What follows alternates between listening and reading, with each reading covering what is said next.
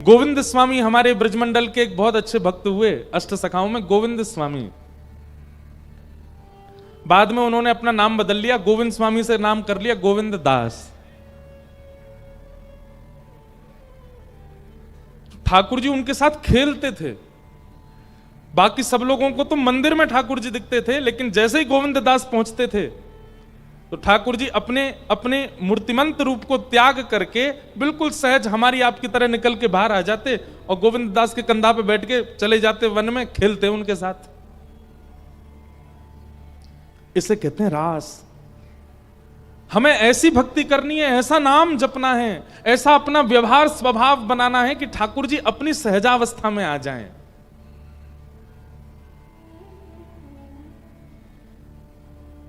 एक दिन गोविंद स्वामी से ठाकुर जी बोले, ए गोविंदा, हाँ छुपन छुपाई खेलेंगे चलो। और सबको दर्शन देने के बाद जैसे मंदिर बंद करने का समय आया, दोपहर में मंदिर बंद होते हैं हमारे ब्रज में।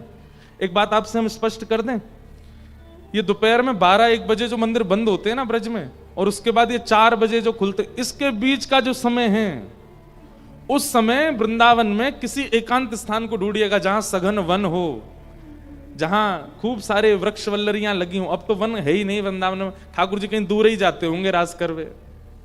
उस समय आप वृंदावन के किसी बीथिन में, वृंदावन के किसी वन उपवन में डोलिए और वहां भजन कीजिए। ठाकुर जी उस समय पर वन में ही होते हैं, इसीलिए मंदिर बंद। ठाकुर जी सोते नहीं है दोपहर में, 12 बजे से 4 बजे तक मंदिर बंद इसलिए नहीं होते कि ठाकुर जी सो रहे, नहीं, ठाकुर जी गैया चरावे गए वन में, वन में ही मिलेंगे आपको। या फिर गोविंद स्वामी जैसे, गोविंद दास जैसे किसी भक्त के साथ लीला करने गए ठाकुर जी, इसलिए सारे मंदिरों के कपाट बंद होते हैं दोपहर में। वही समय है ठाकुर जी के रास का। तो गोविंद दास के साथ ठाकुर जी छुपन छुपाई खेलवे गए। पहली बारी गोविंदा की आई। गोविंदास बोलो, लाला मैं 10 तक गिनती गिनूंगो, तुम छुप जाओ, मैं ढूंढूंगो। ठाकुर जी बोले, हाँ ढूंढ लो। गोविंदास 1 2 3 4 ऐसे गिनने लगे।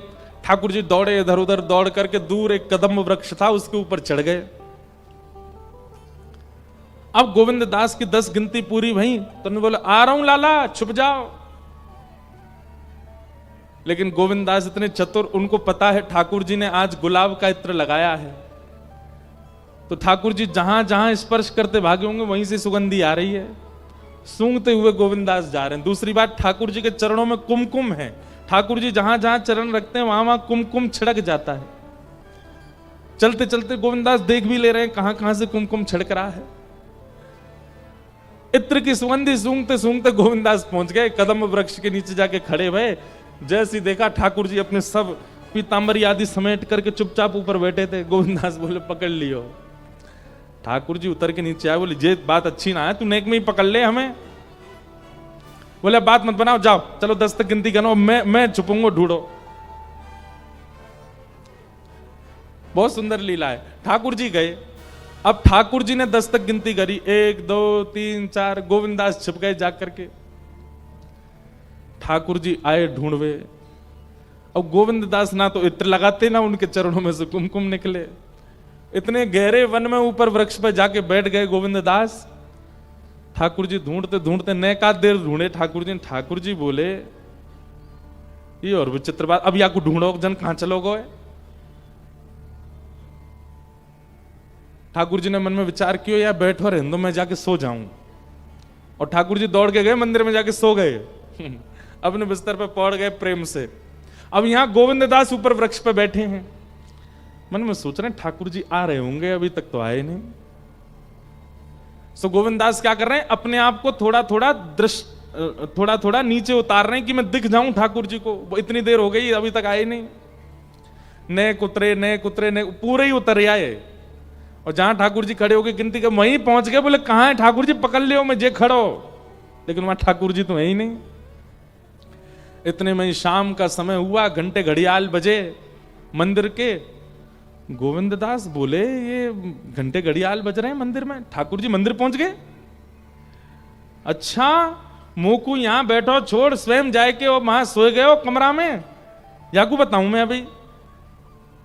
गोविंद दास जैसे गए मंदिर के बाहर खड़े होकर के देखी तो अंदर श्रीनाथ जी प्रेम से खड़े हैं, मंद मंद मुस्कुरा रहे हैं। ठाकुर जी ने नेक नजर ऊपर करके जैसे ही गोविंद दास को देखा, ठाकुर जी डर गए, बोले अब जे मुझे मारेगो या अकेलो छोड़ के आएगो मैं। गोविंद दास बोले दाव दे आयो भाज गमार, कबई तो निकसे को बाहर, ऐसी दूंगो मार। ठाकुर जी डरने लगे। गुसाई जी बोले जय जय कहा भयो? बोले गोविंदा मुझे मारेगो या भगा दो यहां से। गुसाई जी ने जैसे ये बात सुनी नेत्र सजल हो गए। ठाकुर जी आप कितना प्रेम करते हैं, आप कितना स्नेह करते हैं, आप उनके साथ खेलने चले जाते हो। त्रिलोकीनाथ, तीनों लोकों का भार जिनके सिर पर है, वो इतने इतने सहज हैं, इतने सरल हैं कि सारे काम छोड़। यहां व्यक्ति महाराज ब्याह हो जाए, 2 बालक हो जाए तो उस पर इतना समय नहीं होता कि वो रोटी खा ले। ठाकुर जी तीनों लोक, और केवल मानवों की चिंता नहीं है उनको, जलचर, थलचर, वायुचर, सबकी चिंता है ठाकुर जी को, सबको देखना है ठाकुर जी को। उसके बाद 33 कोटि देवता, सूर्य चंद्र, ना जाने कौन कौन से नक्षत्र, सब ठाकुर जी के वश में। इतनी व्यस्तता होने के बाद भी वो प्रेमियों के लिए समय निकालकर उनके साथ खेलते हैं, नृत्य करते हैं, उनके घर जाके खा लेते हैं, उनके पास सो जाते हैं। इसी को कहते हैं रास, इसको कहते हैं रास। हमारे ठाकुर जी आए नहीं अभी तक, हमारे लिए अभी प्रायोरिटी निकाली नहीं है ठाकुर जी ने। सोचो बंधुओं, आपको कितना प्रेम देना पड़ेगा तब जाकर के ठाकुर जी आपके लिए समय निकालेंगे।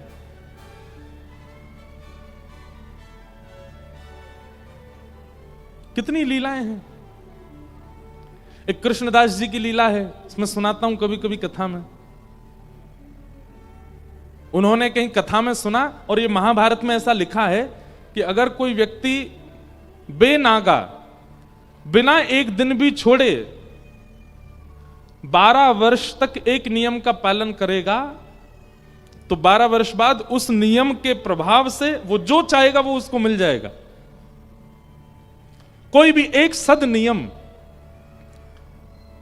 12 वर्ष तक करना है, एक दिन भी आपकी छुट्टी नहीं होनी चाहिए उसमें। आपकी छुट्टी हो उसकी पूरी जिम्मेवारी ठाकुर जी रखेंगे। ऐसी ऐसी व्यवस्था कर देंगे कि आपका नियम पूरा ही नहीं हो पाए, लेकिन आपको फिर भी करना है। तो कृष्णदास जी नियम करते थे, उन्होंने नियम ले लिया ठाकुर जी को माला पहनाने का। बोले मैं रोज माला पहनाऊंगा ठाकुर जी है, और 12 वर्ष बाद मेरी एक ही इच्छा है कि 12 वर्ष तक मैं माला पहनाऊंगा, लेकिन 13वें वर्ष के पहले दिन ठाकुर जी को आना पड़ेगा मेरे पास माला पहनवे, मैं नहीं आऊंगा। नंदगांव में रहते थे, रोज माला बनाते और रोज लेकर के नंदगांव में ऊपर ठाकुर जी को पहनाते। बारिश हो, गर्मी हो, जाड़ा हो, बुखार हो, पीड़ा हो, कुछ भी हो जाए, लेकिन उनकी माला बेनागा रोज पहनाते। और माला पहनाने के बाद ठाकुर जी के कान में बोलते, लाला इतने दिना और रह गए, इतने महीना और रह गए, इतने वर्ष और रह गए। मेरी इच्छा पता है ना लाला, और कछु ना चाहिए, बस 13वें साल के पहले दिन तू आए जाइयो तो माला पहनाऊंगा वहीं अपनी कुटिया पे। 12 वर्ष पूर्ण होने लगे। अंतिम दिन था 12वें वर्ष का, और श्री कृष्णदास जी बेचारे रोते रोते जा रहे हैं। बोले मेरी सेवा पूरी है गई, आज 12 वर्ष को नियम पूरा है गयो मेरो। ठाकुर जी के गले में माला पहनाई और कान में बोले लाला अब मेरी सेवा पूरी होगी, अब मैं ना आऊंगो, अब तू आइयो मेरी कुटिया पे। तेरे काज 56 भोग बना के रखूंगा, खीर बना के रखूंगा, मिष्ठान बनाऊंगा, पूड़ी बनाऊंगा, पराठे बनाऊंगा, लाला जो तू कहेगो सब पवाऊंगा। और मुंह कछु नहीं चाहिए, ना इंद्र को वैभव, ना यम की भूमि, कुछ नहीं चाहिए। केवल लाला मेरे घर आ जाए और मैं अपने हाथन से माला पहना दूं बस। 12 वर्ष तक बेनागा प्रत्येक दिन माला ठाकुर जी को पहनाई। 13वां वर्ष प्रारंभ हुआ, रात भर सोए नहीं, 56 भोग बनाए अपनी कुटिया में, सुंदर माला बना करके रखी। एक बहुत सुंदर पद है, मुझे याद आया अभी। पूरा घर तैयार करके श्री कृष्णदास जी उस मार्ग पे बैठ गए जिस मार्ग से ठाकुर जी को आना है, जो नंद भवन तक जाता है। उस मार्ग पे बैठ के पलक भी नहीं झपका रहे हैं अपनी,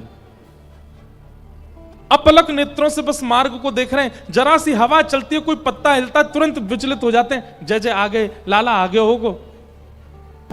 कृष्णदास आज सुबह से बैठे हैं उसी मार्ग में जिस मार्ग से नंद भवन से ठाकुर जी आएंगे।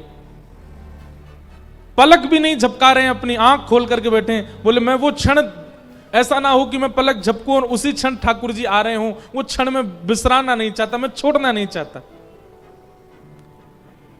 सुबह से दोपहर हो गई, ठाकुर जी नहीं आए। दोपहर से शाम हो गई, ठाकुर जी नहीं आए। शाम से रात हो गई, ठाकुर जी नहीं आए।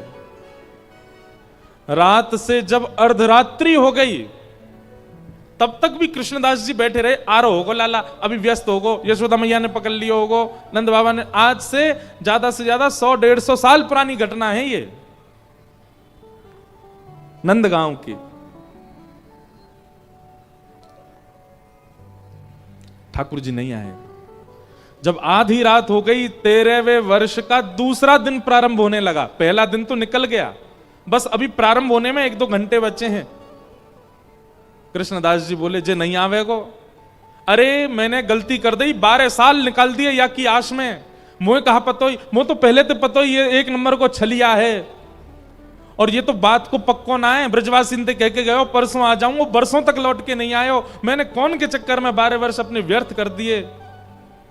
अरे कौन की कथा सुन के आए गए मैं, वहां में मैंने सुन ली 12 वर्ष नियम करने मोए। आज मैंने 12 वर्ष तक ना धूप देखी, ना ताप देखी, ना बारिश देखी, ना बीमारी देखी। रोज गयो माला पहनावे, और कछु मांगी तो है ना, कोई इंद्र की संपत्ति मांगी हो, ब्रह्मा को लोक मांगो हो, कछु तो मांगो नहीं, केवल इतना ही तो मांगो मेरी कुटिया में आ जाइयो।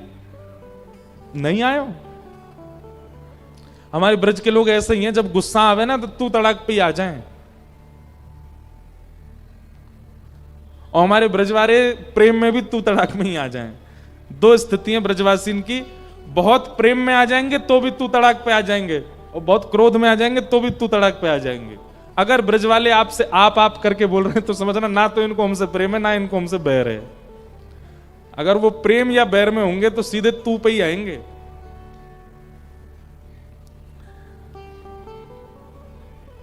कृष्णदास जी बोले अब ना रहूंगा यहां पे, अब एक क्षण भी नहीं रुकूंगा यहाँ पे। अपने सबरे बोरिया बिस्तर बांधे, जितना 56 भोग बनाया था ठाकुर जी के लिए वो सब भी डलिया में एक जगह भर लिया, सबकी पोटली बनाई, पूरी कुटिया को उजाड़ दिया अपनी को क्रोध में, और सब सामान लेकर के निकल पड़े। कहां? बोले 12 साल नंदगाम में रह लियो, नहीं आयो छलिया, अब अंतिम श्वास तक बरसाने में रहूंगा, किशोरी जी के पास रहूंगा। नंदगांव से बरसाना इतना दूर है, 7 किलोमीटर, पता ही नहीं चलती कब पहुंच गए। 7 किलोमीटर भी नहीं है। कई लीलाओं में तो ऐसा आता है कि किशोरी जी अटारी पे चढ़ करके नंदगांव में ये देख लेती हैं लाला क्या कर रहे हैं, ठाकुर जी गौचारण कर रहे हैं, ठाकुर जी को यशोदा मैया क्या कर, पूरे दिन किशोरी जी ऐसी बैठी रहे सज धज के, वहीं पे नंदगांव में देखती रहे, पास ही है दोनों। कृष्णदास जी जैसे बरसाने जाने लगे, इतने में ही सामने से गैयान को झुंड, अनेक गैया और बड़ी बड़ी गैया सब आ रही हैं चलती भाई। अब मार्ग पूरा गैयान ते भरो भाई, और कृष्णदास जी कोने खड़े है गए, प्रतीक्षा करने लगे सब गैया चली जाएं तो मैं आगे जाऊं। चलते चलते चलते चलते महाराज घंटे बीत गए, लेकिन गैयान को वो काफिलो खत्म नहीं भयो। कृष्णदास जी बोले भैया जी इतनी गैया मैंने जीवन में पहली बार देखी, कहां ते आ रही हैं सबरी। इतने में ही अपने कंधा पे एक लाठी टांगे और उन पे दोनों हाथ टांगो, ऐसे चलतो भयो एक ग्वारिया हरो मदमस्त चाल में, ऊंची ऊंची धोती पहन रखी, पामन में कड़ूला पहन रखे हैं, गले में एक मोती की माला पहन रखी है, और सिर पे बढ़िया ऐसे घुमावदार पाग पहन रखी है, पीरो पीरो चंदन यहां तक लगा रखो है, और चलतो भयो बढ़िया गुनगुना तो भयो कछु आ रो एक ग्वारिया। कृष्णदास जी ने कही ओ भैया ओ ग्वारिया के इतकुआ। ग्वारिया गयो, कहा बात है बाबा? बोले भैया ही कौन की गैया है, इतनी गैया मैं कब तक खड़ा हूं यहां पे, जो पूरी ना है रही। अरे बाबा जी नंद भवन गैया है, 9 लाख गैया है। खड़े खड़े 2 दिन निकल जाएंगे तो मैं तो पूरी ना होंगी, इतनी गैया है। कृष्णदास जी बोले भैया मैं तो भूखो मरो, पूरा दिन है क्यों कछु खाओ ना पियो, पूरे दिन प्रतीक्षा करते रहो। अब ये गैया और आ गई है सामने, अब मैं तो यहीं बैठ रहा हूं, यहीं बैठ के भोजन पा रहा हूं, फिर तब तक गैया चली जाएंगी, फिर जाऊंगा बरसाने। ग्वारिया बोले बाबा कछु खावे को तो महुआ खवाए दो। कृष्णदास जी बोले बैठ जा, तू बैठ जा। और वो ग्वारिया सामने बैठ गया, यहाँ कृष्णदास बैठ गए, पोटली खोली, बढ़िया डलिया निकाली, ले भैया उठा के तू भी पातो रहे। बाबा मेरे हाथ में गोबर बहुत लग रहा है, एक बार स्वयं पालो, फिर दूसरी बार मुंह पवाई दे करो। कृष्णदास जी बोले हम बे है तो तू नंदगाम कोई ना, ऐसे ही तेरा स्वामी है, वानु जीवन भर सेवा करवाई है, ऐसी तुम सब नंदगाम बारे जाते जाते हो चैन ते जान थोड़ी दोगे। अब वो सेवा कराए लोग आ जाएंगे, कुआ मुंह खोल अपनो। ग्वारिया ने मुंह खोल लियो। अब कृष्णदास जी एक बार पामे और फिर अपने ही हाथ से वाकू पवा रहे हैं। पाते पाते ग्वारिया के नेत्रन से आंसू आने लगे। कृष्णदास जी बोले भैया रो काई करो, का भयो? बोले बाबा मैं यूं सोच रहा हूं 12 साल ते एक दिन ऐसा नहीं निकलो कि मैंने माला आपके हाथ की नहीं पहनी हो, पर आज पूरा दिना निकल गयो मैंने माला नहीं पहनी सुबह से। जैसे ही कृष्णदास जी ने सुनी माला नहीं पहनी, हाथ पकड़ लियो, कौन है तू, अपना रूप दिखा। तुरंत त्रिभंग लली श्याम सुंदर प्रकट है गए ग्वारिया के रूप में। और बाबा तो बोले देख बाबा अपनो वचन निभायो मैंने, अभी 12वें वर्ष को अंतिम दिना पूरा नहीं भयो, 13वें वर्ष को पहले दिना अभी पूरा नहीं भयो, मैं आ गयो तेरे पास, अब मत कहियो कि मैंने नियम पूरा, ला चल माला पहना दे। कृष्णदास जी के नेत्र लाल पड़ गए, मुख ताम्र वर्ण का हो गया। ठाकुर जी बोले बाबा एक बाबा गुस्सा का कर रहा है, अब आ तो गो तेरे सामने, अब मुझ गोद में बैठा ले, मुझ प्रेम कर ले और तू जो चाहे वो पवा दे, जैसे चाहे जो चाहे कर ले। कृष्णदास जी बोले मैं सब समझ रहा हूं, तू काई को आयो है? बोले 12 वर्ष नंदगाम में रहो कभी नहीं आयो, लेकिन बरसाने की तरफ मुख कहा कियो कि प्रकट है कि वो सामने, अब ना रहूंगा यहां पे। और अपने सब पोटली ओटली उठा के सीधे भागे बरसाने। ठाकुर जी पीछे पीछे दौड़े, अरे बाबा रुक जा, मैं आ तो गयो। बोलना है किशोरी जी की तरफ मुख कियो तो तू प्रकट है गयो, किशोरी जी के चरणन में रहूंगा तो तू रोज हाजिरी लगावे आवे, वो मही में ले करूंगा तो ते। और सुन लाला, ठाकुर जी बोले कहा, बोले आज तक मेरा नाम कृष्णदास, आज मैं अपना नाम बदल रहा हूं, अब मेरा नाम है राधा दास, अब मैं वही बन के रहूंगा, अब मैं ही रहूंगा। और श्री कृष्णदास जी राधा दास बन गए और श्री जी के चरणन में जाकर के आनंद से विराजे। ये है रास। ये क्या है? रास। हमारे साथ नहीं होता। हम तो सुबह बत्ती घुमाई दई, अगरबत्ती घुमाई दई, भोग लगा दियो, चना चनौरी को पाले ही चले गए, रात में आकर के वही भोग लगा के सो गए। आजकल बस थोड़ी बहुत नाम जप में थोड़ी रुचि बन गई है, थोड़ी कथावता सुन लेते हैं, इसके अलावा कुछ नहीं। हमारी इच्छा ही नहीं है कि हमारे ठाकुर हमारे संग रास करें, तो वो भी क्यों करेंगे? आज ही विचार करो कि ठाकुर जी बहुत दिन आ गए, लड्डू गोपाल बने, यूं ही रहे हो हमेशा, अब ने हमारी सेवा को फल हमें दो। का फल चाहिए? वैकुंठ नहीं चाहिए, स्वर्ग नहीं चाहिए, अब फल ये चाहिए कि आप सहज है कि हमसे बात करो, हमारे साथ घूमो, हमारे संग चलो, कोई और को नहीं दिखने चाहिए, कोई और को पता नहीं चले, पर अब हमारे संग रास करो। कथा सुनवे को, नाम जप करवे को, भक्ति मार्ग में चलवे को, यही फल हमें चाहिए कि जब तक हमारे प्राण हैं तन में, हमें रास को अनुभव हो ठाकुर जी के साथ। तो रास का मतलब क्या है? परमात्मा की सहजता को रास कहते हैं। अभी परमात्मा कैसे हैं? अभी परमात्मा सहज नहीं है, असहज हैं। ये देखो पहले दिन आते 7 दिन ऐसे ही खड़े हैं, नए को परिवर्तन नहीं आयो इनमें, क्यों? ये असहज है। और प्रेम का यही स्वरूप है कि वो असहज व्यक्ति को सहज बना देता है। प्रेम, ठाकुर जी हैं तो बहुत सहज, उनका चित्त, उनका स्वभाव बहुत सहज है, पर हम आप सब लोगों की भावना को वो देखना चाह रहे हैं। अगर वो प्रेम युक्त होगी तो ठाकुर जी सहज बनने को तो तैयार बैठे हैं, आप सहज बनाओ उनको। इसी को कहते हैं रास, ठाकुर जी की सहजता। ब्रज की गोपियां, ये ब्रज की गोपियां कौन है? ये सामान्य स्त्रियां नहीं है, श्रुति रूपा, रुचि रूपा, स्मृति रूपा सब गोपियां हैं।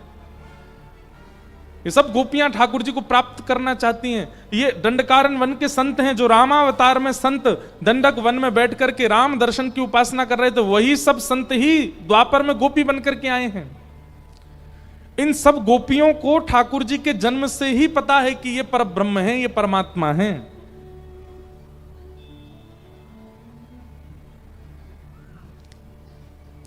ज्यों ज्यों ठाकुर जी बड़े हो रहे हैं, त्यों त्यों गोपियों के मन में भाव आ रहा है कि नाथ अब कब अपने आप को हमें प्रदान करोगे, कब तक और प्रतीक्षा करनी पड़ेगी। एक दिन ठाकुर जी ने सब गोपियों को आश्वासन किया, देखो संसार ये जानता है कि मैं ब्रज को लाला हूं, तुम सब गोपियों, पर मैं ये जानता हूं कि आप सब अनेक ऋषि हो जो अनेक वर्षों से मेरी प्रतीक्षा कर रहे हो, और मैं परमात्मा हूं। अब ये परमात्मा और जीवात्मा के मिलन का समय दूर नहीं है। आगामी शरद पूर्णिमा को हम आप सबके साथ रास विहार करेंगे।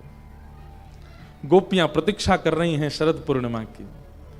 हमने एक कथा में बताया था ठाकुर जी ने शरद पूर्णिमा ही क्यों चुनी। सब लोग इधर देखो, बहुत सावधानी से सुनो।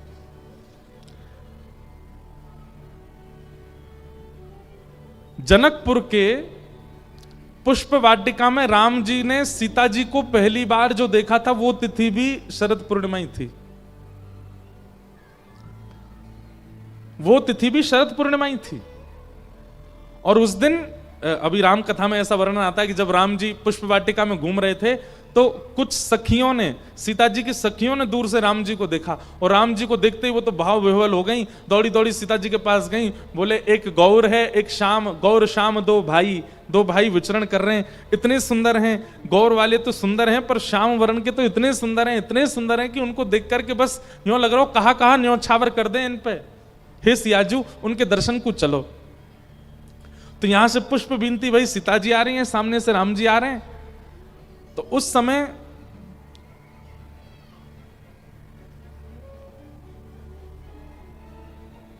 सीता जी ने जैसे ही राम जी को देखा, राम जी ने सीता जी को देखा, दोनों ने एक दूसरे का वर्ण कर लिया। लेकिन उस समय जितनी सखियां सीता जी के साथ में पुष्प वाटिका में थी, वो सब भी राम जी को प्रियतम भाव से वर्ण करना चाह रही हैं। पर राम जी बोले भैया हम मर्यादा पुरुषोत्तम हैं, एक पत्नी व्रती रहेंगे, और ये इतनी सारी सब सखियां जो हैं हमको घूर रही हैं, ये कैसे संभव होगा पूर्ण। तो मानो इशारों में राम जी ने उन सखियों को भी आश्वासन दिया, अभी आप चिंता मत करिए, अभी तो हमको सीता जी का ही होने दीजिए, पर द्वापर में जब हम कृष्ण बन करके आएंगे तब आप सब ब्रज की गोपी बन के आओगे, और आप सबके प्रति वही भाव जो एक प्रिया प्रियतम का होता है, वैसा भाव हम प्रकट करेंगे। अच्छा, एक बात हम स्पष्ट करना चाहते हैं, रास विहार की चर्चा सुनकर के आप संसारी काम भाव को यहां प्रवेश मत कराइएगा, नहीं तो बहुत बड़ा अपराध हो जाएगा। हमारे ठाकुर जी की लीला, हमारे ठाकुर जी का स्वरूप, हमारे किशोरी जी का स्वरूप, इनको देखने के बाद, भैया कौन के गोपाल जी हैं दोनों, इनको व्यवस्थित कर लो, इनको रास बिहारी है तो रेगो यहां पे, जय हो। वो तो भीतर ही आ गए, अब बाहर कैसे जाएंगे। अद्भुत है। क्या बता रहा था मैं, अरे मैया फंस गो।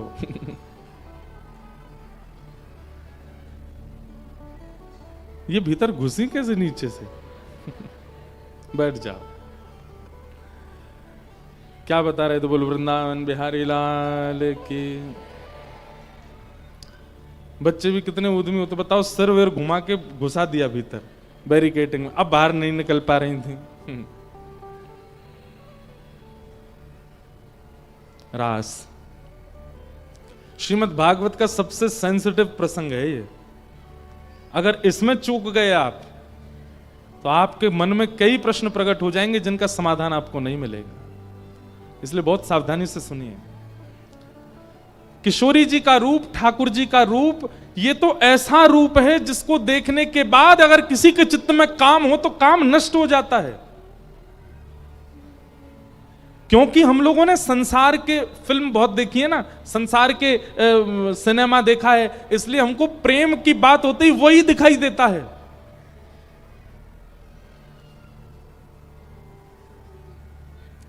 हमारे स्वामी श्री हरदास जी महाराज की परंपरा का एक बहुत सुंदर पद है, शायद स्वामी जी का ही पद है, ज्यों ज्यों देखूं तेरो मुख त्यों त्यों नयो नयो लागे। स्वामी जी कोई पद है ना। स्वामी श्री हरदास जी महाराज कह रहे हैं, ठाकुर जी किशोरी जी से कहते हैं, हे राधा रानी, मैं जब जब आपकी ओर देखता हूं तब तब आप नई नई लगती हो। संसार का प्रेम ऐसा नहीं होता।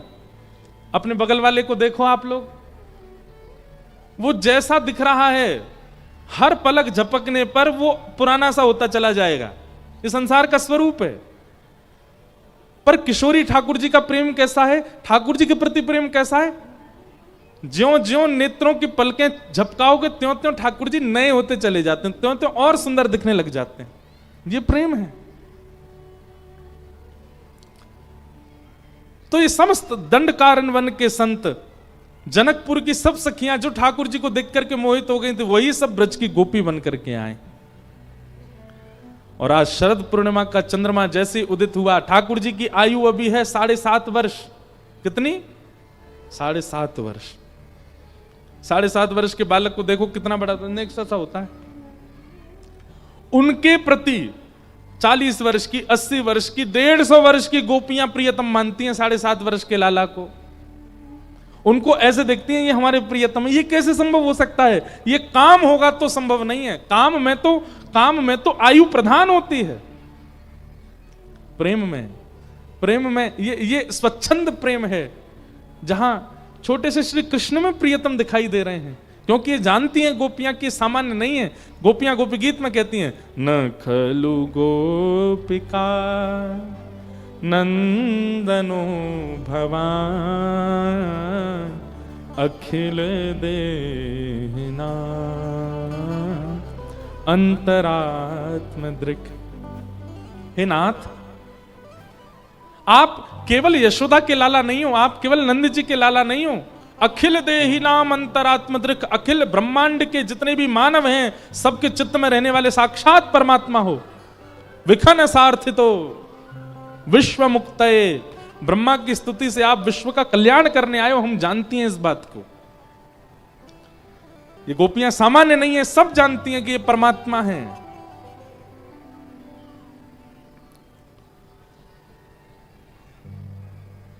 आज शरद पूर्णिमा की रात्रि जैसे ही ठाकुर जी ने वेणुनाद करना प्रारंभ किया, सब गोपियां अपने अपने गृह कार्य को यथावत छोड़ करके दौड़ी हैं श्री कृष्ण से मिलने के लिए।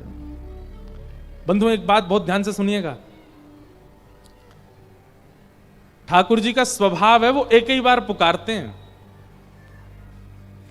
और वो किसी भी रूप में पुकार सकते हैं। या तो स्वप्न में ऐसा कुछ दिखने लग जाएगा, वृंदावन का दर्शन, यमुना जी का दर्शन, सघन वन का दर्शन, गोपियों का दर्शन, वृंदावन के ब्रजवासियों का दर्शन, तो समझ जाइए ठाकुर जी पुकार रहे हैं।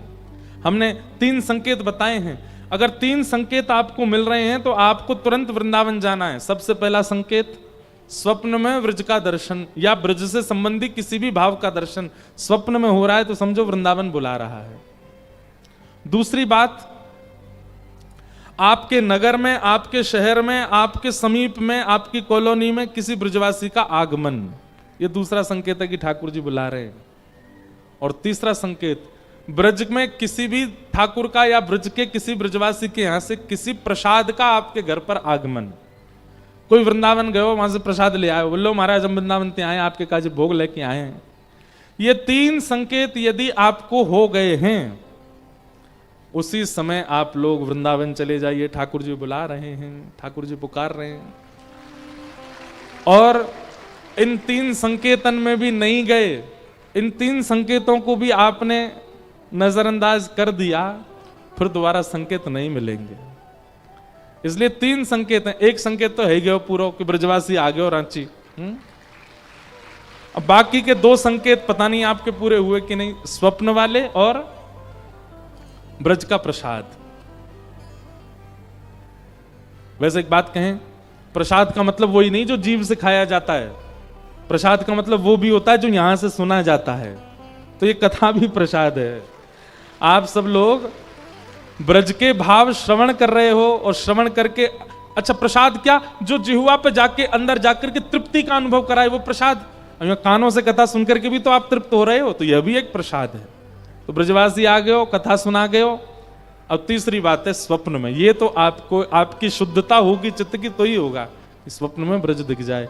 उसके बाद बिल्कुल विचार मत कीजिएगा, चाहे आपके लाखों का काम रुका पड़ा हो, छोड़ के भागो वृंदावन। एक बार तो राधारमण जी को देख के आओ, क्योंकि ठाकुर जी बुला रहे हैं, ठाकुर जी बुला रहे हैं। जैसे ही गोपियों ने सुना कि ठाकुर जी की वेणुनाद हो रहा है, वेणुनाद कान में जाकर के शब्द प्रकट करने लगा, चल गोपी जल्दी, कन्हैया तेरी बात निहार रहे हैं। यथावत उसी स्थिति में, जिस स्थिति में थी उसी में ही दौड़ी हैं। भागवत जी में वर्णन आता है, कोई गोपी अपना श्रृंगार कर रही थी, एक आंख में काजल लगाया, दूसरी में लगाना चाह रही है, इतने में वेणुनाद आया तो एक में ही लगा के भागी, दूसरी में लगाया ही नहीं। कोई गोपी अपने केश काट रही थी और ठाकुर जी की वेणु का नाद आया तो केश में कंगा लगा भया है, वैसे ही दौड़ी है। कोई गोपी सीरा बना रही थी और तभी कानों में ध्वनि आई तो हाथ में चम्मच लिए, कलची लिए, भागी है ठाकुर जी के पास, यूं भी नहीं कि उसको धर दूं।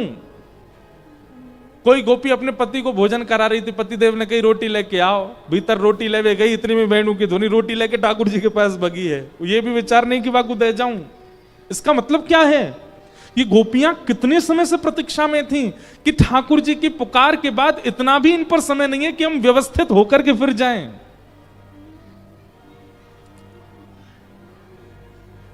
सब गोपियां दौड़ी। अगर गोपियों की स्थिति देखी जाए तो इस समय गोपियां सब अस्त व्यस्त हैं। किसी की आंख में, एक आंख में काजल लगाए, किसी के एक कान में कुंडल है, किसी के आधे केश खुले, आधी की चोटी बनी, किसी के पल्लू नीचे गिरो पड़ो, किसी के हाथ में चिमटा लगो, किसी के हाथ में कलची लगी है, कोई दूध निकाल रही गैया को और दूध निकालते महाराज हाथ में दूध सने भय वही थे भाग, कोई गोबर थाप रही, हाथ में गोबर लगे, ऐसी दौड़ी है। लेकिन केवल वो गोपियां, उन गोपियों को ही स्वर सुनाई दिया जो कृष्ण प्रेम में हैं। अनेक गोपियां हैं ब्रज में, पर सबको ठाकुर जी की वेणु सुनाई नहीं दी। हम एक बात कहते हैं कथा में, मुरली, वंशी और वेणु, ये तीन बात है। ठाकुर जी की मुरली सबको सुनाई देगी, वंशी कुछ वैष्णवों को सुनाई देगी और वेणु प्रेमियों को सुनाई देगी। और वेणु अगर सुनाई दे गई, वेणु सुनने वाले अगर आप हो गए तो आप रुक नहीं पाओगे। गोपियां दौड़ी, सब दौड़ करके पहुंच गई वन में। ठाकुर जी थोड़ी देर वंशी बजाते रहे, नेत्र खोल करके देखा तो असंख्य लाखों गोपियां सामने खड़ी हैं अस्त व्यस्त अवस्था में, और सब प्रेम भर के ठाकुर जी को देख रही हैं। आज मानो युगों युगों की प्रतीक्षा पूरी हुई है। भगवान ने जैसी गोपियों को देखा, स्वागतम वो महाभाग प्रियम किम करवाणि व ब्रजस्या नामयम कश्चित ब्रूतागमन कारणम। आइए आइए आइए, स्वागतम स्वागतम स्वागतम। आप सब गोपियों का आने का कारण बताएंगी, आप क्यों आई हैं? गोपियां मन में सोचने लगी, एक तो निमंत्रण दिया, ऊपर से बंशी बजा के बुलाए लिए, हम सबरी ऐसी स्थिति में आ गई, अब हमसे पूछ रहे हैं आने का कारण। गोपियों ने कुछ उत्तर नहीं दिया तो ठाकुर जी पतिव्रता नारी के धर्म समझाने लगे। ठाकुर जी भयभीत करने लगे, तुम अपने बच्चों को छोड़ के आ गई, अपने पति को छोड़ के आ गई, अपने सास ससुर को छोड़ के, राम राम राम राम राम, एक कन्या को ऐसा नहीं करना चाहिए, कितना बड़ा जघन्य पाप लगता है, तुमको नरक जाना पड़ेगा, आदि आदि ठाकुर जी धर्मशास्त्र की बातें बताने लगे गोपियों को। चलो लौट जाओ, वापस अपने अपने घर को चली जाओ। पर प्रेमी को भय नहीं लगता। मैंने एक बात कही है कथा में, धर्म अर्थ काम मोक्ष, ये चतुर्विध पुरुषार्थ के बिना हम में से कोई नहीं रह सकता, लेकिन प्रेमी को इन चारों की चिंता नहीं होती। प्रेमी को चिंता नहीं होती कि धर्म अधर्म हो जाएगा, उसका प्रेम प्रधान है। भैया देखो, हम प्रेम की चर्चा करते हैं तो ये छोरा छोरी ने मत लियो, आजकल किन ने, बिल्कुल भी उनको मत लीजिए। प्रेम की चर्चा हो तो मीराबाई को लीजिएगा, सूरदास जी को लीजिएगा, कुमनदास जी को लीजिएगा, तुलसीदास जी को लीजिएगा। कई लोग हमारे प्रेम की चर्चा को आजकल के युवाओं के प्रेम में बांध देते हैं। वो वाला प्रेम वो प्यार होता है, वो प्रेम नहीं है, उसमें मत ले जाइएगा। प्रेमी धर्म की चिंता नहीं करता, प्रेमी अर्थ की चिंता नहीं करता। अर्थ किसे कहते हैं? धन। उसको धन की चिंता नहीं होती। प्रेमी कामनाओं की पूर्ति की चिंता नहीं कर। अत्यंत प्रेमी व्यक्ति होगा, उसकी कोई कामना भी नहीं होगी, अपने प्रेमी से भी कामना नहीं रखेगा वो। और प्रेमी को मोक्ष की भी चिंता नहीं होती, उसको मोक्ष की भी परवाह नहीं है, वो तो बस प्रेम में ही रहता है।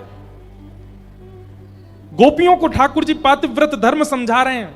गोपियां खड़ी खड़ी सुन रही हैं, भयभीत नहीं हुई। अंत में गोपियों ने प्रणय गीत गाया कि मैवं विभोर्हति भवान गदितुम दृशंसम संत्यज्य सर्व विषयांस्तव पादमूलम भक्ता भजस्व दुर्वग्रहमात्यजास्मा देवो यथादि पुरुषो भजते मुमुक्षुम।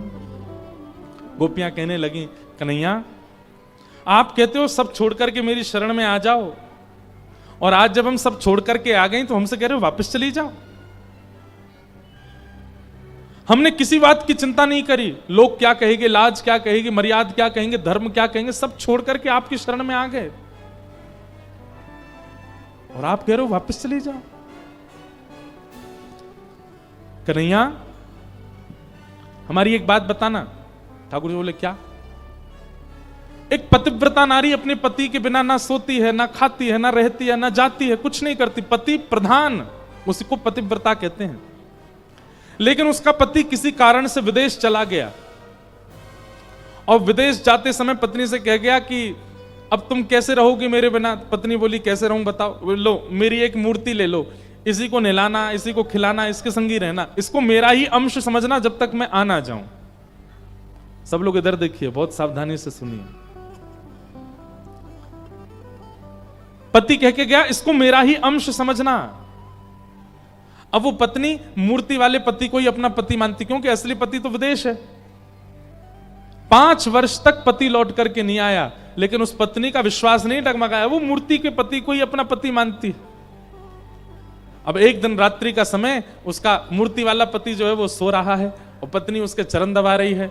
इतने में असली पति आ गया द्वार पे। अब बताओ कन्हैया, उसको क्या करना चाहिए? अगर वो गेट ना खोले तो उसका द्वार पर असली पति खड़ा है, और यदि वो उठ के जावे तो 5 साल से जिसको पति मान रही है उसके प्रति विश्वास भंग हो जाएगा। क्या करना चाहिए बताओ एक पतिव्रता नारी को? ठाकुर जी बोले, इसमें सोचने वाली क्या बात है? असली पति जब द्वार पर आ गया तो फिर मूर्ति वाले पति में कोई अस्तित्व है ही नहीं। विश्वास तो प्रगाढ़ पति के प्रति है ना। तब तक जब तक वो नहीं था उसकी अनुपस्थिति में ये थे, लेकिन अब असली उपस्थित है तो फिर ये तो मूर्ति है ना, असली को स्वागत करना चाहिए। गोपियां ताली बजा के बोली, आपने सही उत्तर दिया और हमने वही किया। अभी तक जिसको पति माना, जिसको परिवार माना, जिसको मां माना, पिता माना, जो भी संबंध संसार के थे ये सब मूर्तियां थी, आपने हमको प्रदान कर रखी थी। जब तक मैं ना मिलूं तब तक इन्हीं को सब मानना। और आज जब आप हमारे सामने आ गए और हम सबको छोड़ करके आपके पास आ गए, तो फिर हमने क्या गलत किया बताओ? गोपियों, ये गोबर थापने वाली गोपियां हैं। ये ब्रज की वो गोपियां हैं जो गैया चराती हैं, गोबर थापती हैं, दूध निकालती हैं। कोई यूनिवर्सिटी कॉलेज में पढ़ने नहीं गई, लेकिन इनकी प्रेम की भाषा के आगे त्रिलोकी नाथ भी चुप हो गए, कुछ नहीं बोल पाए। और इसके बाद गोपियां कहती हैं, कन्हैया चित्तम सुखेन भवता पहितम ग्रहेषु यन्निर्विशस्यतु करावपि ग्रह्य कृत्ये पादौ पदम न चलतस्तव पादमूलम यामः कथम ब्रजमथो करवाम किं वा।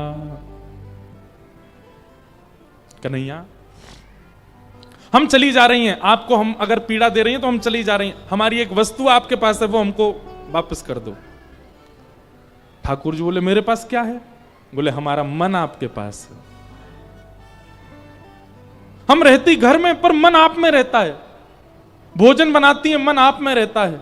बच्चों को खिलाती है, मन आप में रहता है, क्योंकि मन आपके पास ही है। वो मन हमको वापस कर दीजिए। आप अपने अंदर से हमारे मन में आप बैठ के वहां से निकल जाइए। हमारा मन वापस कर दीजिए, हम चली जाएंगे, फिर कभी लौट करके नहीं आएंगी। ठाकुर जी बोले, ये असंभव है। बोले, अगर ये असंभव है तो फिर हमें स्वीकार करो। और ठाकुर जी ने अब रास किया। रास मतलब अब एक एक गोपी के पास ठाकुर जी जा रहे हैं, तू कहा बना के लाई है, मैं तो हलवा बना के लाई, ला पवा मुँह, ठाकुर जी पाने लगते हैं। फिर दूसरी गोपी के पास जाते हैं, उसके गले में गलवियां डाल के बैठ जाते हैं, उसके घर की चर्चा सुनने लगते हैं। तीसरी गोपी के पास जाते हैं, उसके चरण दबाने लगते हैं। चौथी गोपी के पास जाते हैं, अरे लाला मुँह तो पसीना आ रहे हैं, ठाकुर जी अपने पटका से पहुंचने लगते हैं। मतलब इतने सहज हो गए ठाकुर जी सबके लिए कि सब गोपियों को सुख देने लगे, जैसा वो चाहती हैं वैसा प्रेम ठाकुर जी प्रदान करने लगे। लेकिन इस मार्ग में वही हुआ क्या, गोपियों को अभिमान हो गया। अभिमान क्यों हुआ? क्योंकि बिना गुरु कृपा के गई हैं, इसलिए गुरु जरूरी है। गुरु के बिना ठाकुर जी मिल भी गए तो हो सकता है आपके चित्त में कहीं मान ना आ जाए, इसलिए गुरु आवश्यक है।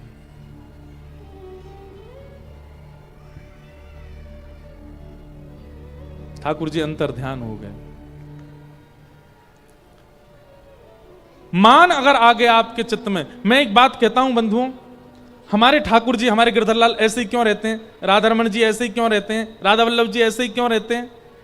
वो कभी अपने हाथ सीधे क्यों ना करें, वो बैठे काई कुनाएं, वो लेटे काई कुनाएं, वो बोले काई कुनाएं? क्योंकि उनको हमारे मान की चिंता है। कहीं हमारे ठाकुर जी अगर अपने वास्तविक रूप से निकल करके बोलने चालने लग गए तो हमको मान हो जाएगा कि ओहो देखा मेरी भक्ति से, देखो ठाकुर जी बोलने लग गए, ठाकुर जी चलने लग गए। इसलिए ठाकुर जी स्थिर रहते हैं। और या फिर ठाकुर जी की स्थिरता यह बताती है कि अभी तुम मान रहित हुए नहीं हो, इसलिए तुमको स्थिर दिख रहे हैं ठाकुर जी। मान ठाकुर जी को प्रिय नहीं।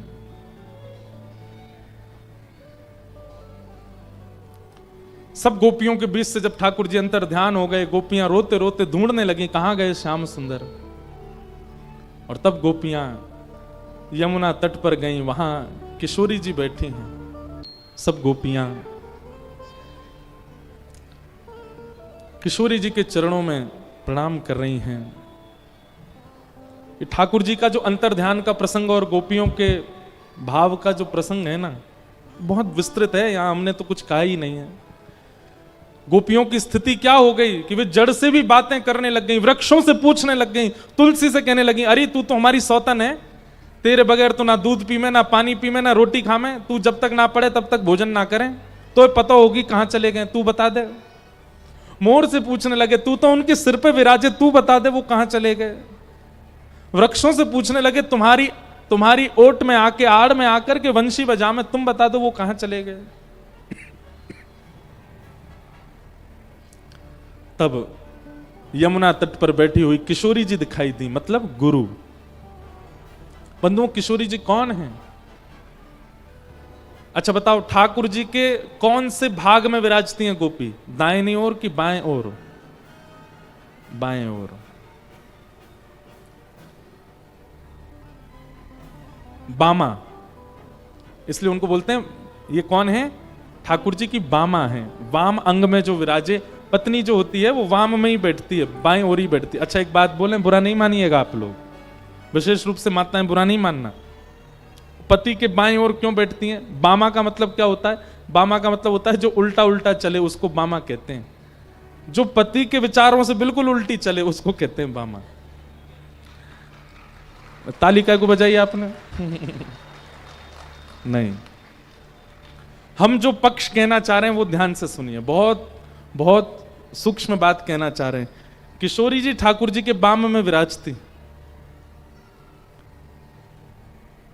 वास्तव में वो बामा नहीं है, वो ठाकुर जी से उल्टी नहीं चलती हैं। तो किशोरी जी बाम में क्यों विराजी हैं? बोले ठाकुर जी तो उसको स्वीकार करते हैं जो गुरु आज्ञा मान करके आया हो, जो भक्ति पथ पर चल रहा हो, जो सब सर्वरूपेण भक्त बन चुका हो, जिसके अंदर कोई दोष ना हो, सारे गुणी गुण जिसके अंदर विराजमान हो, उसको ठाकुर जी स्वीकार करते हैं।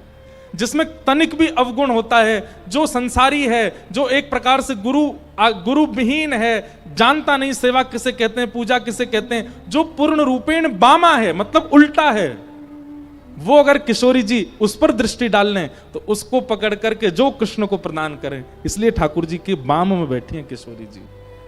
जो योग्य हैं उनको ठाकुर जी स्वीकार करते हैं, पर जो अयोग्य हैं उनको भी पकड़ करके जो ठाकुर जी के चरणों में अर्पित करें वो किशोरी जी, इसलिए वो बाम में बैठी हैं। समझ में आया बाम में क्यों बैठी हैं? जो बामा हैं, जो उल्टी बुद्धि वाले हैं, जो उल्टे स्वभाव वाले हैं, जो उल्टे कृत्य करते हैं, वे भी यदि कभी किसी कारण से गिर जाएं चरणों में आकर के, तो ठाकुर जी तो एक बार सोचेंगे या ने पूर्व में ऐसे ऐसे काम किए हैं, या मैं स्वीकार ना करूंगा। वाकू भी किशोरी जी उठाती हैं और उठा करके चरणों में पधराती हैं, इसलिए वो बामा, इसलिए बाम में किशोरी जी विराजमान। एक बहुत सुंदर पद है,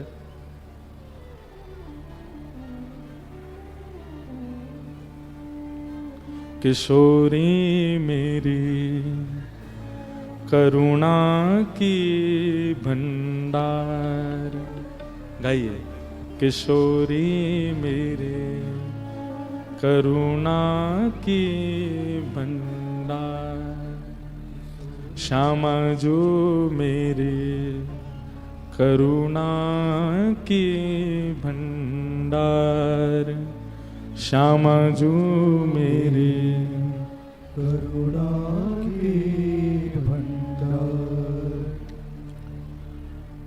तज घन श्याम झटपट धावती, तज घन श्याम झटपट धावती। किशोरी जी ठाकुर जी को एक क्षण के लिए भी नहीं छोड़ती हैं, पर लेकिन कोई किशोरी जी को करुण पुकार से पुकारे तो ऐसे श्याम सुंदर जो सदा किशोरी जी के चित्त में रहते हैं उनको भी छोड़ के भागती हैं किशोरी जी, उसको संभालने के लिए, उसको संवारने के लिए। जैसे एक मां,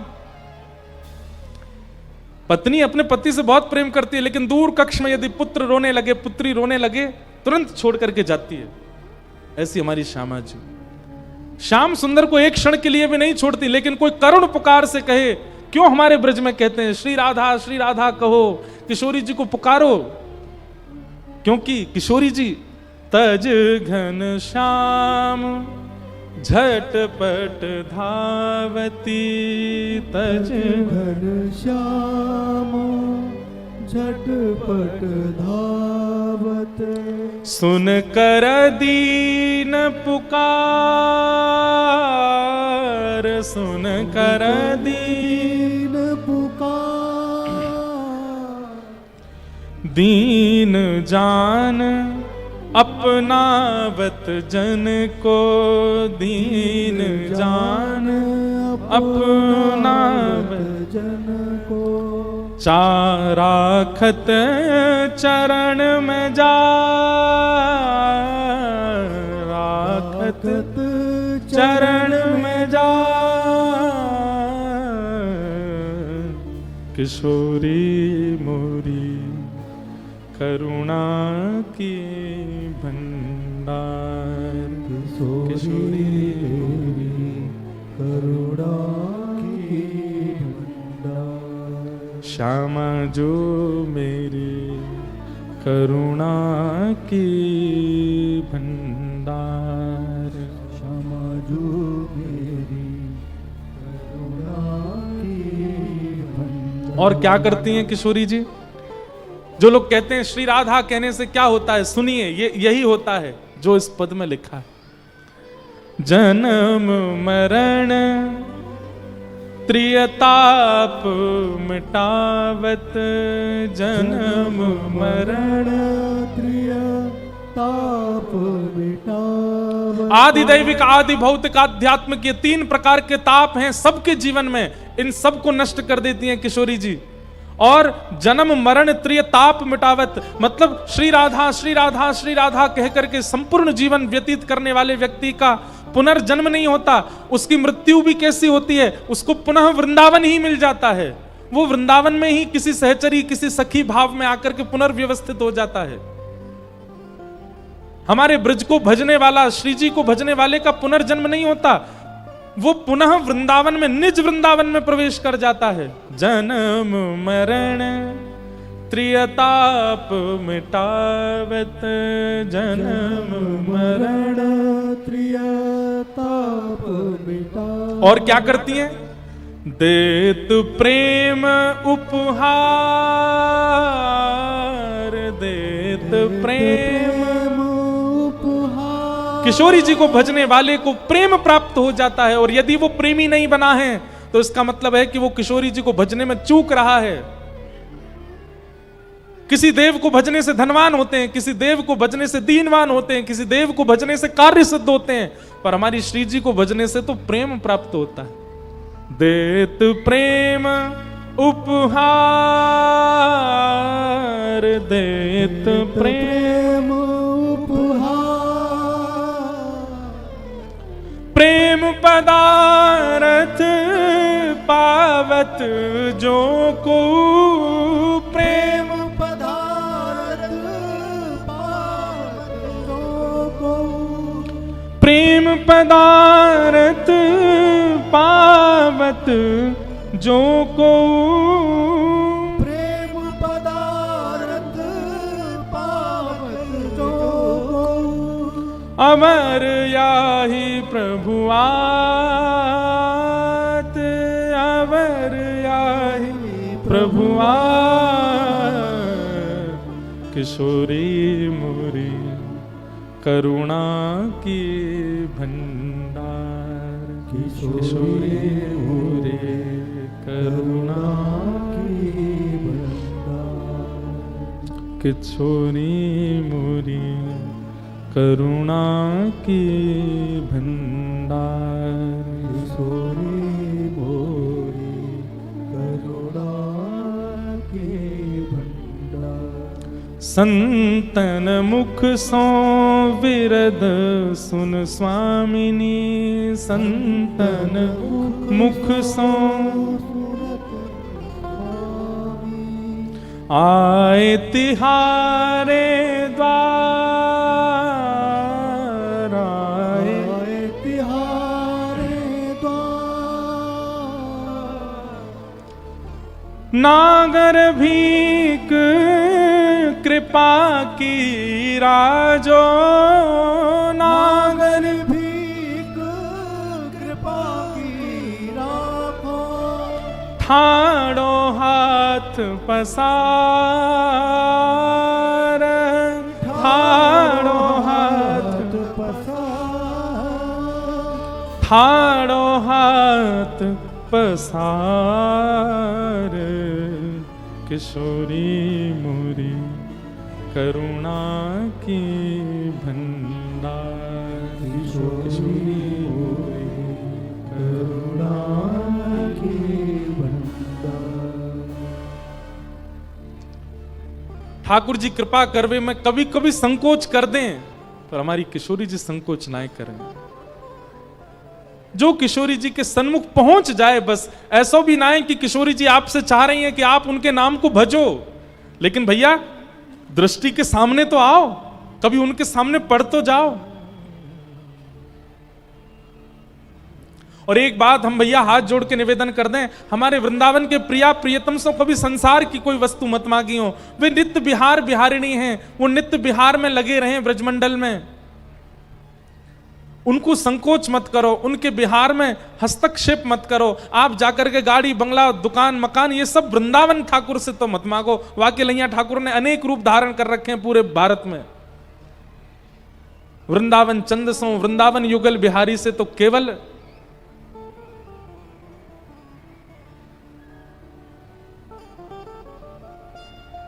किशोरी मोहे सेवा में लीजो, लाडली सेवा में लीजो। जग जंजाल छुड़ाए बास बरसाने को दीजो। किशोरी मोहे सेवा में लीजो, लाडली सेवा में दीजो। जग जंजाल छुड़ाए बास बरसाने को दीजो। किशोरी जी तो यही मांगनो कि श्यामाजू आपकी निज परिकर में हमें भी सेवा को मिल जाए, बस ये कृपा कर दो। सब गोपियों को ठाकुर जी मिल गए, लेकिन फिर भी ठाकुर जी अंतर ध्यान क्यों हो गए? क्योंकि गोपियों के चित्त में मान आया। और गुरु का काम क्या है? वो शिष्य के चित्त में, भक्त के चित्त में मान को प्रकट नहीं होने देता। बिना गुरु के ठाकुर जी अगर मिल भी गए तो आप मान के कारण ठाकुर जी को खो दोगे। इसलिए गुरु सहित सेवा में जाओ। किशोरी जी मिल गई, किशोरी जी के चरणों में प्रार्थना करते हुए सब गोपियां बोली, ठाकुर जी अंतर ध्यान हो गए, हे श्यामा जी कृपा करो। तब किशोरी जी ने कृपा दृष्टि से सब गोपिन को देखो और निवेदन किया कि भैया अब कछु गाओ, तभी श्याम सुंदर आएंगे। तब गोपियों ने गोपी गीत गाया कि जयति तेधिकम जन्मना ब्रजः श्रयत इंदिरा सस्वदत्रहि दैत दृश्यतां दिक्षुतावक स्वै धृता सव स्वां विचिन्वते शरदुदाशये साधु जात सत् सरसिजोदर श्रीमुषादृशा सुरतनाथ ते अशुल्क दाशिका वरद निघ्नतो नेह किं वद विष जलाप्ययाद् व्याल राक्षसा वर्ष मारुताद् वैद्युतानलात् वृषमयात्मजाद् विस्मतो भयात् दृशव ते वयं रक्षितामुः न खलु गोपिका नंदनो भवान् अखिल देहिनामन्तरात्मदृक् विखन सार्थितो विश्वगुप्तये सखौ देवान् सात्वतां कुले। गोपियां गोपी गीत गाने लगी और गोपी गीत गाते हुए ठाकुर जी से कहते हैं, हे नाथ, आप हमें एकांत में छोड़कर के कहां चले गए? अटति यद्भवान् नन्हि काननम् त्रुटयुगायते त्वां पश्यताम् कुटिल कुन्तलं श्रीमुखं च ते जन उदीक्षतां पक्ष्मकृदृशाम् पतिसुतान्वय भ्रातृबान्धव अतिविलङ्घ्यते त्यच्युतागता गतिविदस्तवो गीतमोहिता कि तव योषित कस्त्यजेन ऋषि। आप जब गैया चराने जाते थे नाथ, उस समय आपको देखने के लिए हम सब अपने गली चौबारे खिड़की द्वार पर आकर के खड़ी हो जाती थी। और उस समय जब आप निकलते थे, आपकी रूप माधुरी को देखते समय अगर हमारी पलक एक क्षण के लिए भी झपक जाती थी तो हम विधाता से कहते थे, अरे विधाता तेने पलक क्यों बनाई? क्योंकि वो एक क्षण के लिए झपकी हुई पलक 3 युग के समान लगती थी। आप सोचो नाथ, एक क्षण के लिए झपकी हुई पलकें 3 युग के समान लगती हैं। जिन गोपियों को उनको आप एकांत में छोड़ करके चले गए हो, हमारी स्थिति क्या हो रही होगी? हमारी विरह वेदना को समझिए ना नाथ। एक बात सुनिएगा बंधुओं, मैं कहता हूं, जिसको पाना है वो गाएगा, बिना गाए ठाकुर जी नहीं मिलेंगे। गाने का मतलब स्वर में गाना, राग में गाना नहीं होता। गाने का मतलब अनुराग में गाना, भाव में गाना, विभोर होकर के गाना। जो गाएगा वही पाएगा, जिसने गाया नहीं वो पा नहीं सकता ठाकुर जी को। अगर आपका गायन प्रारंभ नहीं हुआ है तो अभी ठाकुर जी बहुत दूर हैं आपसे। गाओ। गोपियों ने गोपी गीत गाया और जैसी गोपी गीत गाते हुए रुरुदुस्वस्वरम राजन कृष्ण दर्शन लालसा, गोपियों के नेत्रों से अविरल अश्रुधारा कृष्ण मिलन के लिए रुदन करने लगी गोपियां। किताशामाभिर्भूत सौरी स्मयमाय मुखाम्भुज पीतांबरधर श्रगवी साक्षान मन्मथ मन्मथ। गाते गाते गाते नेत्रों से जब आंसू गिरने लगे गोपियों के, तुरंत ठाकुर जी वहां प्रकट हो गए। बोलो भक्त वत्सल भगवान की, रास राशेश्वर भगवान की। देखो रास आप लोगों के साथ भी हो गया, पता है? पिछले 7 दिनों से आप कथा सुन रहे हैं और इस कथा को श्रवण से ठाकुर जी आपको प्राप्त हुए, लेकिन कल कथा विश्राम होगी, ठाकुर जी चले जाएंगे। अब उसके बाद आप उसी स्थिति में आ जाओगे जिस स्थिति में गोपियां। क्या करना है? गाना है, नित्य गाओ, ठाकुर जी को नित्य पुकारो, नित्य बुलाओ। और नित्य पुकारते बुलाते गाते गाते गाते जब नेत्र सजल हो जाएं। हमारे पूज्य श्री मुरारी बापू एक बार कथा में कह रहे थे कि अगर ठाकुर जी को गाते हुए, ठाकुर जी की कथा सुनते हुए तुम्हारे नेत्र सजल हो जाएं तो समझ जाना श्याम सुंदर ने तुमको छुआ है, इसीलिए तुम्हारे नेत्र सजल हुए। श्री कृष्ण आपका स्पर्श कर रहे हैं। ठाकुर जी प्रकट हो गए। प्रकट होते ही गोपियों ने ठाकुर जी से कहा, नाथ आप कहां चले गए? तो भगवान बोले आपके मान को हनन करने गए थे, अब आपका मान हनन हो गया। और जैसे ही मान हनन हुआ, गोपियों के साथ ठाकुर जी ने अब महारास किया।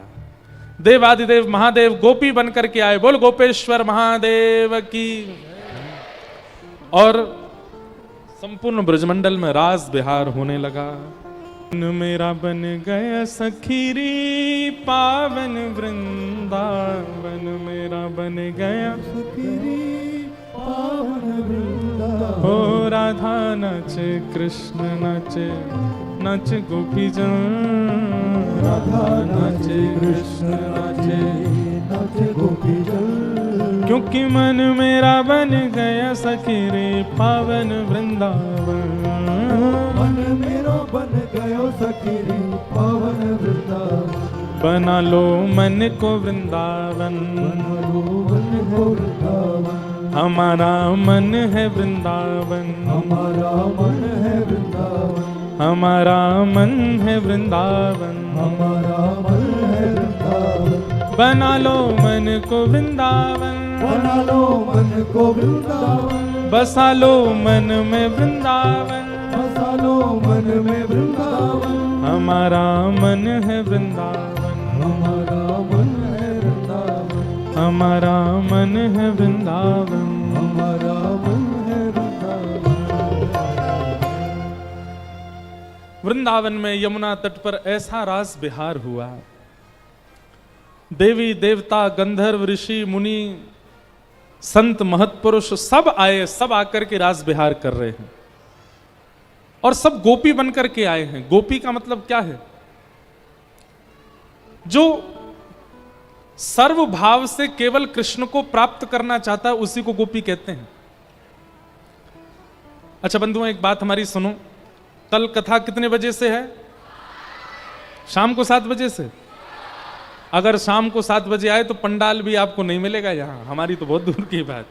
सुबह 7 बजे से है और कल कथा में होली महोत्सव है।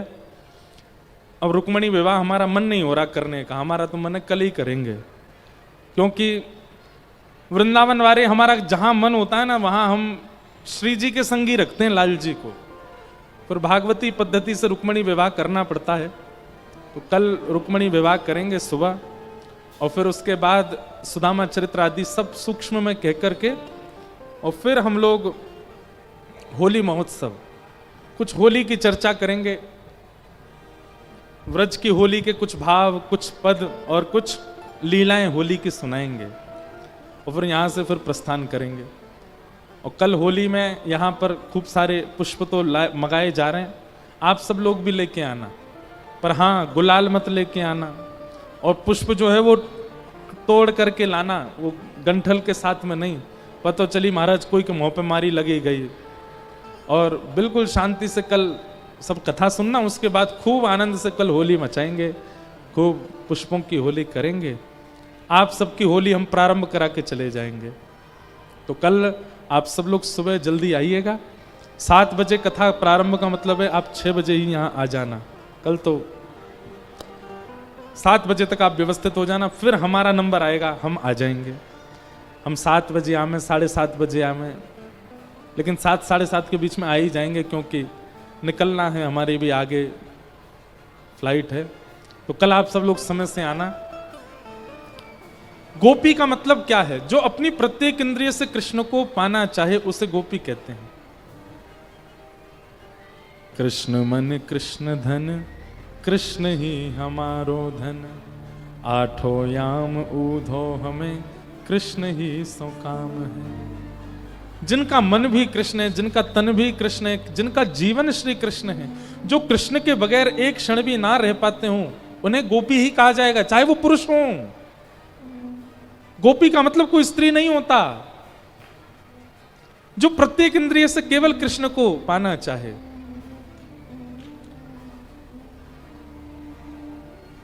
दर्शन को नैना तपे, वचन सुनन को कान, मिलवे को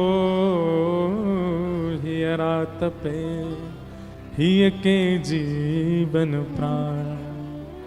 गोवर्धन वासी साबरे, तुम बिन रहो न जाए। गिरिराज लढ़ते लाढ़ले, तुम बिन रहो न जाए। जिनका ये पद है चतुर्भुज दास जी, उनके गुरुजी ने आज्ञा की कि चलो चतुर्भुज दास द्वारिका चल रहे हैं दर्शन करने के लिए। गोवर्धन में रहते थे। विचार कीजिएगा बंधुओं, इसे गोपी कहते हैं जिस स्थिति को हम बताने जा रहे हैं। जैसे गुरुदेव ने कहा कि द्वारिका जाना है, सुनते ही व्याकुल हो गए और श्री गिरिराज जी को, श्री गिरधर लाल जी को, गोवर्धन नाथ जी को देखने लगे और सोचने लगे, हे नाथ, मैं आपको छोड़कर के कैसे जाऊं? मैं आपके बगैर कैसे रहूंगा? सीधी स्पष्ट भाषा में बोल दें तो जिस प्रकार श्वास के बिना, जल के बिना मानव नहीं जी सकता, ऐसे कृष्ण के बिना ना जी पाए, वो गोपी है। उसे गोपी कहते हैं।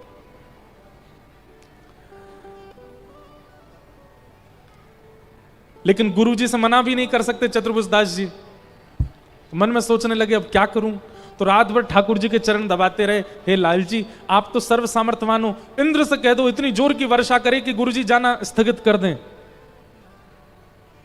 अच्छा, इंद्र कहीं व्यस्त हो तो आप तो भूमि के भी स्वामी, भूमि से कह दो भूकंप आ जाए, इतनी जोर का भूकंप आए गुरुजी जाने से रुक जाएं।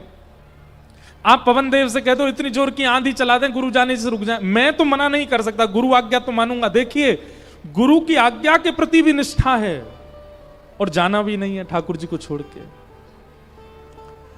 ठाकुर जी को लोभ देने लगे, ठाकुर जी बढ़िया वाले लड्डू बना के खिलाऊंगा, आप कैसे भी करके गुरु जी को रोक लो, मैं आपके बगैर नहीं रह पाऊंगा, मैं आपसे दूर नहीं जा पाऊंगा। लेकिन ठाकुर जी तो हमारे वही है ना, देता है कन्हाई जिसे प्रेम की दशा, सब विधि उसकी लेता है परीक्षा। ठाकुर जी परीक्षा लेने में पीछे नहीं हटते। ज्यों ज्यों चतुर्भुज दास जी प्रार्थना कर रहे हैं कि नाथ मोह अपने से दूर मत करो, त्यों त्यों ठाकुर जी और बढ़िया मौसम कर रहे हैं। बादल छट गए महाराज, हवा भी धीमी धीमी बह रही है। चतुर्भुज दास जी बोले, नहीं मानोगे? योजना बनवाई दोगे कि गुरु जी ले जाएं अपने संग? बार बार घूम घूम के ठाकुर जी को देख रहे हैं, लेकिन ठाकुर जी खड़े चुपचाप। गुरु जी ने कहा, चलो चतुर्भुज दास सामान उठाओ, चलो द्वारिका यात्रा पर। जाने लगे। अब सोचो स्थिति कैसी है उनकी, हृदय कांप रहा है, कैसे रहूंगा मैं बिना इनको देखे। जाने लगे, बार बार पीछे मुड़ करके देख रहे हैं, लाल कछु करो, रोक लो। लेकिन गुरुजी चलते जा रहे हैं, चतुर्भुज दास जी संग जा रहे हैं। जब तक मंदिर का द्वार दिखता रहा तब तक ठीक था हृदय। थोड़ी दूर चले गए, मंदिर का शिखर दिखने लगा, तब तक भी ठीक था। ध्वजा दिखने लगी, तब तक भी ठीक था। गिरिराज पर्वत जितनी दूर से दिख रहा था तब तक भी ठीक रहा। लेकिन जैसे इतनी दूरी हुई कि गिरिराज जी दिखने बंद हो गए, चतुर्भुज दास जी ने पीछे मुड़ करके देखा, जैसे पर्वत दिखना बंद हुआ वहीं मूर्छित होकर के गिर पड़े। एक पग भी आगे बढ़ नहीं पाए। गुरुजी ने छींटे मारे जल के, जैसे तैसे होश में आए। होश में आते ही गुरुजी ने गोद में, चतुर्भुज दास क्या हुआ? तो चतुर्भुजदास जी ने पहला पद क्या गाया? किते दिन हुए जुगे बिन देखे, किते दिन हुए जुगे बिन देखे। चतुर्भुजदास जी क्या कह रहे हैं? बोले पता नहीं कितने दिन हो गए बिना इनको देखे हुए।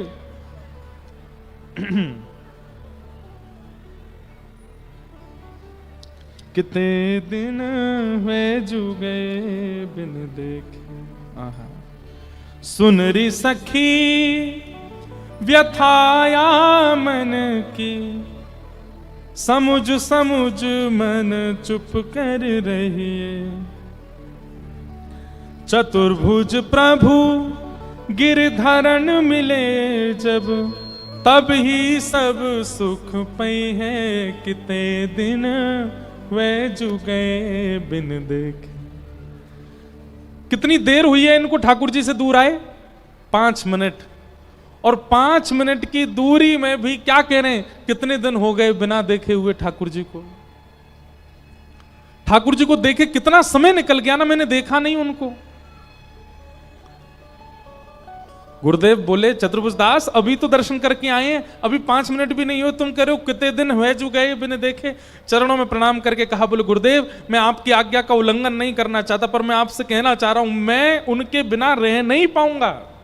आप मुझे किसी तीर्थ धाम कहीं मत ले जाओ, मुझे सदा इस गोवर्धन में ही पड़ा रहने दो, गिरधर नागर को देखने दो, उनके बगैर मेरे प्राण चले जाएंगे। मैं आपसे प्रार्थना कर रहा हूं मुझे मत लेके चलो। गुरुदेव समझ गए, बोले भैया ये गोपी भाव में आ चुका है, ठाकुर जी के बगैर अब नहीं रह पाएगा, जाओ।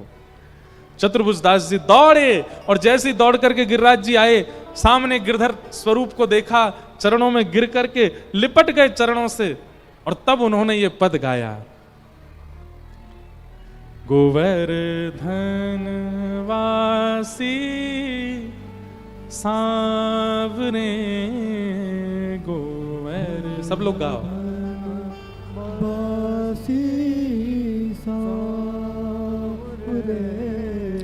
लाल तुम बिन रयो न जाए, तुम बिन रयो न जाए। गोवर्धन वासी सांवरे गोवर्धन वासी सांवरे। कितनी सुंदर शब्द हैं। चतुर्भुजदास जी कहते हैं ठाकुर जी हमारी तरह नहीं हंसते। हमें दिखता है कि ठाकुर जी पूरे पूरे हंस रहे हैं, बोले नहीं, ठाकुर जी जब पक्ष में देखो कैसे हंसते हैं, बोले बंक चितई मुस्काए, आधे मुस्काते हैं बस, केवल इतनी गाल पीछे जाता है ठाकुर जी, आधे मुस्काते हैं पूरे नहीं। बंक चितई मुस्काई के, सुंदर बदन दिखा। ओ बंक चितई मुस्काई के, सुंदर बदन दिखा। ठाकुर जी आपकी उस बांकी मुस्कान और आपके उस रूप मधुर को देखने के लिए मेरे नेत्र कैसे हैं? लोचन तड़फे मीन जो, जैसे बिना जल की मछली तड़पती है, ऐसे मेरे नेत्र तड़पते हैं आपको देखने के लिए। जुग भरी धरी बिहाय रे गोवर्धन वासी सांवरे गोवर्धन वासी। यह है गोपी की स्थिति, इसको गोपी कहते हैं। गोपी कोई पुरुष नहीं, स्त्री नहीं है। इस प्रकार की भावना जिसकी बन चुकी है ठाकुर जी के लिए, वो गोपी जो एक क्षण रह ना पाए उनके बिना।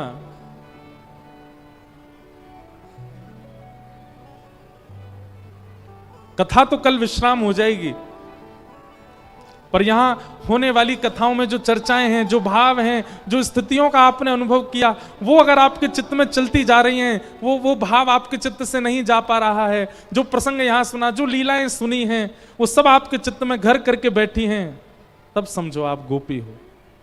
लेकिन भूल गए, कल थोड़ी याद रही, परसों नेकाद याद रही, तरसों तरसों भूल गए। किसी ने कहा कथा सुनी थी, हाँ सुनी थी, कैसी लगी? बहुत बढ़िया, सुनाओ, एक दो प्रसंग सुनाओ, क्या सुना कथा में? वो याद नहीं है हमको। काय बात के गोपी? कई लोग मिलते हैं, महाराज जी बहुत अच्छी लगी कथा। अब मैं तो मौन रहता हूं कथा में, आते समय जाते समय बोल नहीं सकता। पहले जब मौन नहीं रहता तो मैं पूछ लेता था, मैंने अच्छा क्या सुना आज कथा में आपने? वो याद नहीं है हमको। वो याद थोड़ा थोड़ा आ रहा है, वो वाली सुनाई थी, ऐसे सुनाई थी। आप गोपी बनिए। हम आपसे निवेदन कर रहे हैं, सबसे नहीं कर रहे हैं। आप अपनी पूजा पाठ में रहो, दिनचर्याओं में रहो, पर जिनको वृंदावन रस लग गया है, जिनको श्याम सुंदर से प्रीति हो गई है और वह प्रेम अब भाव व्याकुलता में परिवर्तित हो गया है, अब आप गोपी भाव में जाइए। नित्य युगल नाम संकीर्तन कीजिए, नित्य वृंदावन स्मरण कीजिए। इतनी लीलाएं हम कथा में सुनाते हैं, सब सुनिए। बड़े बड़े महापुरुष अपने अपने दिनचर्याओं को काट काट करके आपको प्रवचन सुना रहे हैं, उनको सुनिए और सुन करके अपने गोपी बनाओ। एक क्षण भी अब ठाकुर के बिना रह ना पाओ। आप जॉब करते हो, पढ़ाई करते हो, यूनिवर्सिटी जाते हो, ऑफिस जाते हो, सब कार्य करिए, पर एक चीज ठाकुर जी को याद रखिए बस। वो आपके चित्त में रहने चाहिए 24 घंटे। जैसे पुत्र के जन्म लेने के बाद पिता भले कहीं भी जाए, उसको याद रहता मेरा पुत्र है, उसको याद रहता मेरी पुत्री है, मेरी पत्नी है। प्रेम करने वालों को आपस में स्मरण रहता है, वो मेरी प्रियतमा है, वो मेरा प्रियतम है।